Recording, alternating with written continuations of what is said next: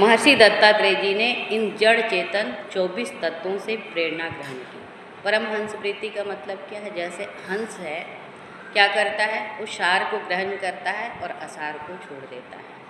जल और पानी मिले हुए हैं तो क्या, जल और दूध मिले हुए हैं तो क्या करता है? वो दूध को तो ग्रहण कर लेता है और जल को छोड़ देता है।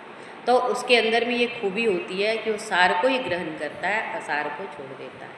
ठीक इसी प्रकार जो परम लक्ष्य को लेकर के संसार में आए हैं, जो अपना कल्याण के लिए संसार में आए हैं, तो क्या करते हैं? संसार से सार को ग्रहण करते हैं हंस की तरह। इसलिए कहा परम हंस प्रीति को बनाए रखने के लिए दत्तात्रेय जी ने जड़ चेतन आदि सभी को 24 गुरु बनाए।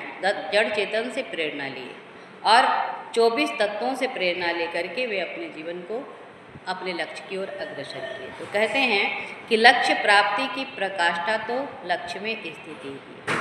लक्ष्य कब प्राप्त होगा? जब हम लक्ष्य हमारी दिशा निश्चित हो जाएगी, हमारे लक्ष्य का मार्ग जो जा रहा है उसमें अपनी स्थिति को बनाना, तो अडोल होकर के हम अपने मार्ग पर चलते रहें, इसी को बोलते हैं लक्ष्य में स्थिति बनाना। लेकिन उसके लिए क्या करना पड़ेगा? उसके लिए बाह्य आवरण जो है वो बाह्य वृत्ति से बनता है।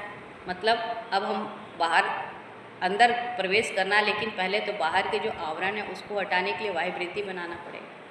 तो कहते हैं बाह्य आवरण की वृत्ति से बनता है और फिर वृत्ति स्थिति की साधन है, यानी प्रेरणा स्रोत है। वृत्ति हमारी जैसी रहेगी वैसा ही हमारा साधन बनेगा, वैसा ही हमें लक्ष्य की प्राप्ति होगा। तो कहें हमें अगर कुछ सीखने की अभिलाषा है तो प्रकृति के एक एक अवयवों में गुण ज्ञान पड़ा है, हम कहीं से भी कुछ सीख सकते हैं।